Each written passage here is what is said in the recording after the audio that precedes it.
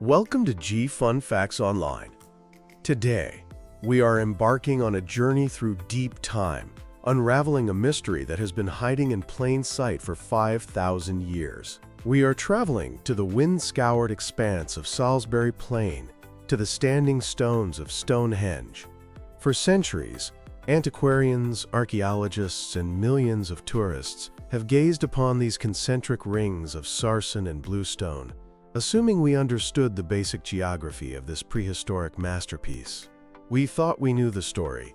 We knew the massive sarsens were local, dragged from the nearby West Woods. We knew the smaller bluestones were immigrants, hauled from the Preseli Hills of West Wales, a feat of endurance that has long defined our understanding of Neolithic determination. But at the very heart of the monument, crushed beneath the weight of two fallen sarsens, lies a stone that has kept its true identity hidden until now. This is Stone 80, the so-called altar stone. It is a 6-ton slab of gray-green sandstone, the silent giant at the center of the circle. For 100 years we believed it too was Welsh. We assumed it was just another traveler from the west. We were wrong. In August 2024, a groundbreaking scientific study shattered that consensus. Through the precise magic of geochemical fingerprinting, a team of researchers revealed that the altar stone is not Welsh. It is not English. It is Scottish.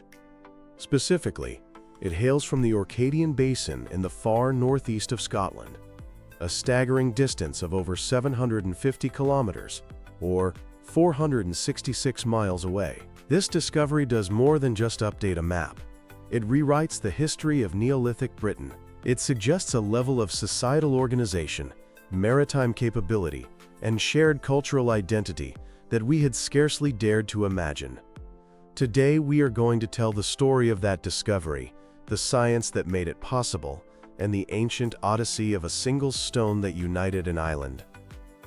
To truly grasp the magnitude of this revelation, we must first look closely at the architecture of Stonehenge itself. The monument is a composite structure, built and rebuilt over a period of 1,500 years. Its most famous elements are the sarsen circle and the horseshoe, those iconic trilithons that silhouette against the sky. These are silkrete blocks, sourced from the Marlborough Downs, roughly 25 kilometers north. Then there are the bluestones. This is a catch-all term for the smaller foreign stones that stand in the shadow of the sarsens. Early in the 20th century, the geologist Herbert Thomas famously traced these spotted dolerites and rhyolites to the Mynyd Preseli in Pembrokeshire, West Wales. It was a sensation. The idea that Stone Age people moved dozens of megaliths 225 kilometers was the defining miracle of Stonehenge. But Stone 80, the altar stone, was always the odd one out. Lying recumbent at the focal point of the monument, the altar stone is not a fiery igneous rock like the Welsh bluestones. It is a sedimentary sandstone, rich in mica, giving it a subtle glitter. It is also significantly larger than the Welsh stones. While a typical bluestone weighs 2 to 3 tons, the altar stone tips the scales at 6. Despite these differences, it was lumped in with the Welsh connection. The logic was seductive. If the builders went to Wales for the dolerites, surely they picked up this sandstone slab from the nearby Old Red Sandstone formations of the Anglo-Welsh Basin. It was a convenient assumption. For decades, maps and guidebooks drew a line from Milford Haven to Salisbury Plain, and the altar stone was just another passenger on that route. However, geology is a stubborn witness. Over the years, doubts crept in. The petrography, the visual study of the rock under a microscope, did not quite match the Welsh samples. The barium content was too high. The mineral texture was wrong. The altar stone was an orphan, its parents unknown, hiding in plain sight at the center of the world's most famous prehistoric site. The breakthrough finally came not with a shovel but with a laser. A team of researchers led by Anthony Clark, a PhD researcher at Curtin University in Australia, alongside professors Chris Kirkland, Richard Bevans, and Nick Pierce, decided to interrogate the stone at an atomic level. Since chipping a piece off a protected World Heritage Monument is strictly forbidden, the team had to be resourceful. They located samples that had been collected during historical excavations in the 1840s, long before modern preservation laws. These fragments, stored in museum archives, held the key.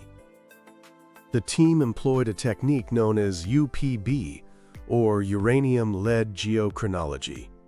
To the layperson, this is the gold standard of geological dating. It relies on a tiny, incredibly durable mineral called zircon. Zircon crystals are essentially time capsules. When they form in cooling magma, they trap uranium atoms inside their lattice structure but exclude lead. Over millions of years, that uranium decays into lead at a known, constant rate. By measuring the ratio of uranium to lead in a zircon crystal, scientists can calculate exactly when that crystal was formed. But the altar stone is sedimentary, meaning it is made of grains of sand that eroded from older rocks and were compressed together. By analyzing thousands of zircon grains within the altar stone, the researchers could build an age profile. Think of it as a barcode of time. They were not just looking for one date. They were looking for a specific mix of ages that would identify the mountains that eroded to form the sand that became the stone. When the lasers fired and the mass spectrometers crunched the numbers, the results were stark. The altar stone's zircons told a very specific story. There was an ancient pulse with many grains dating back to the Mesoproterozoic and Archean eras, 1 to 2 billion years ago. Then there was a young pulse, a significant cluster of grains dated to the mid-Ordovician period, around 450 million years ago. But crucially, there was a missing pulse. The stone lacked grains from the Silurian-Devonian period that are characteristic of the Welsh Old Red Sandstone. The fingerprint was undeniable. It did not match Wales. It did not match the sandstone of the English Midlands. It did not match the local geology. There was only one place in Britain where rocks contained this specific cocktail of ancient Precambrian basement rock mixed with mid-Ordovician granites. That place is the Orcadian Basin. This massive geological basin encompasses the Orkney Islands, parts of Shetland, and a strip of the northeast Scottish mainland, including Caithness and Sutherland. The altar stone was not just a little bit foreign, it was from the complete opposite end of the British Isles. The announcement in Nature in August 2024 sent shockwaves through the archaeological community. The distance involved is hard to overstate. 750 kilometers is not merely a long way in the Neolithic. It is a transcontinental odyssey. It is the equivalent of dragging a stone from Paris to Munich or Washington, D.C. to Boston, without the wheel, without roads, and without beasts of burden. But why there? Why the Orcadian Basin? To answer this, we must look at the political and spiritual map of Neolithic Britain. We often view Stonehenge as the center of gravity for the period, but evidence suggests that around 3000 BC, the true cultural powerhouse was the north. The Orkney Islands, despite their remote location today, were a Neolithic metropolis. They are home to the Ness of Brodgar, a massive temple complex that predates Stonehenge's main phase. They boast the Ring of Brodgar, the Stones of Stennis, and the remarkably preserved village of Skara Brae. Archaeologists have long known about a connection between these two centers. A style of pottery known as grooved ware originated in Orkney and swept south, eventually becoming the dominant style at Stonehenge. The design of houses at Durrington Walls, the builder's village near Stonehenge, mirrors the stone houses of Skara Brae. Even the concept of the stone circle itself may have been an Orcadian export. The discovery that the altar stone is Scottish transforms these cultural influences into a tangible, physical link. It suggests that the relationship between the north of Scotland and the south of England was not just a matter of drifting ideas, but of direct, coordinated contact. In the immediate aftermath of the discovery, excitement focused on the Orkney Islands themselves. It was a romantic notion, a stone taken from the ancestral home of the stone circle builders and brought to the new colony in the south. However, science moves fast. A follow-up analysis in September 2024 added a crucial nuance. Researchers compared the altar stone's chemical signature directly with the stones of the Ring of Brodgar and the stones of Stennis. They found that while the altar stone is definitely from the Orcadian Basin, it is chemically distinct from the specific stones standing on the Orkney mainland today. This suggests the altar stone may have been quarried from the wider basin area, perhaps the cliffs of Caithness, the coast of Sutherland, or another island in the archipelago. The hunt is now on for the specific quarry, but the headline remains unchanged. The stone came from the far north. Now we face the question that haunts archaeologists. How do you move a 6-ton block of stone 750 kilometers across a Neolithic landscape? There are two theoretical routes, the overland route and the marine route. Let's consider the overland option first. To move the stone by land would involve dragging it down the spine of Britain. The route would have to traverse the Cairngorms, the Grampians, the boggy marshlands of the Midlands, and the heavily forested valleys of southern England. Remember, there were no roads, only game trails and trackways. The sheer friction of dragging 6 tons requires a sledge, rollers, and a large team of people. In experimental archaeology, pulling a stone of this size requires at least 60 to 100 people. To feed, water, and organize such a team over mountainous terrain for months or years seems logistically impossible. The mountains of Scotland and the Pennines would be insurmountable barriers. The consensus among the study's authors and marine archaeologists is that the stone must have traveled by sea. Neolithic people were not landlubbers. They had colonized islands. They moved cattle, sheep, and grain across the Irish Sea and the English Channel. While we have never found a Neolithic boat capable of carrying 6 tons, as most surviving logboats are too small, the absence of evidence is not evidence of absence. We know they had skin boats, curraghs, or hide-covered vessels, which are exceptionally buoyant and stable. A large skin boat, or a raft lashed across 2 large dugout canoes in a catamaran style, could theoretically support the weight. Imagine the scene. A flotilla of boats leaving the red sandstone cliffs of the Scottish coast. The altar stone, wrapped in ropes and hides, sits heavy on a raft. The journey would take them down the east coast of Britain, navigating the treacherous currents of the North Sea. They would pass the future sites of Whitby and Hull, turning eventually into the Thames estuary or perhaps further south to the English Channel, before navigating up the River Avon to reach Salisbury Plain. This was not a casual trip, it was a naval expedition. It implies a knowledge of tides, currents, and coastal geography that rivals that of later Vikings. It implies a marine highway connecting the disparate tribes of Britain. And finally, we must ask, why? This is the most human question of all. Why go to such trouble?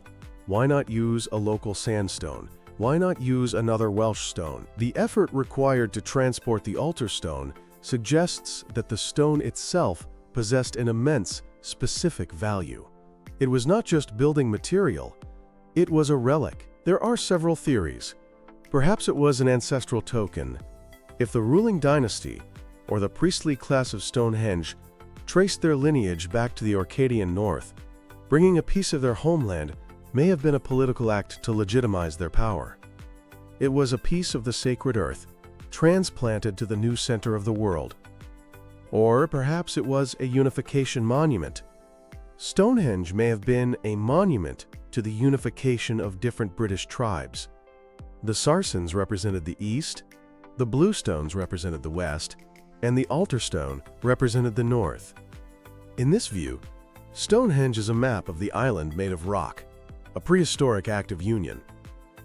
Some even suggest it could have been a spoil of war. Was the stone stolen? Did a southern tribe raid the north and carry off a sacred stone as a trophy, burying it symbolically in the center of their own monument? The fact that it lies recumbent, essentially buried by the other stones, could be read as an act of domination. Conversely, it could have been a gift, a diplomatic offering from the great power in the north to the rising power in the south, solidifying an alliance. The altar stone's position is critical to these theories. It sits at the geometric center of the Sarsen horseshoe, directly on the solstice axis. At midsummer, the sun rises over the heelstone and casts its light directly toward the altar stone. At midwinter, the sun sets between the great trilithon, plunging the altar stone into shadow. For a stone brought from the far north, this solar connection is poignant. In Orkney, at the summer solstice, the sun barely sets. It dips toward the horizon and rises again in the simmer dim. By bringing the stone south, did they try to capture that northern magic, or perhaps bind the sun to a new location? The discovery of the Orcadian altar stone forces us to abandon the image of Neolithic Britons as isolated clans living in local bubbles. We must now view them as a sophisticated, interconnected society. They were geologists who knew the properties of rocks across the entire island. They were sailors who could navigate 1,000 kilometers of dangerous coastline. They were politicians who maintained alliances or rivalries over vast distances. The altar stone is no longer just a gray slab in the grass. It is a testament to an ancient ambition that defies modern expectations. It is a bridge across time, linking the windswept cliffs of Scotland to the rolling plains of Wiltshire. As we stand before Stonehenge today, we must look at that central stone with new eyes. It is a traveler, it is a survivor, and it is the silent proof that 5,000 years ago, the people of this island were capable of the impossible. The story is not over. The hunt is now on for the smoking gun, the exact quarry site in the Orcadian Basin. Geologists will be combing the cliffs of Caithness and the shores of the Orkney Isles, looking for a sandstone outcrop that matches the altar stone's fingerprint, not just at 95%, but 100%. When that quarry is found, we may find the marks of stone axes, the remnants of a loading bay, or the charcoal of the fires used to camp by the workers who began the Great Trek south. Until then, the altar stone keeps the final details of its journey to itself, a Scottish heart beating silently in the center of England. Thanks for listening to Fun Facts Online.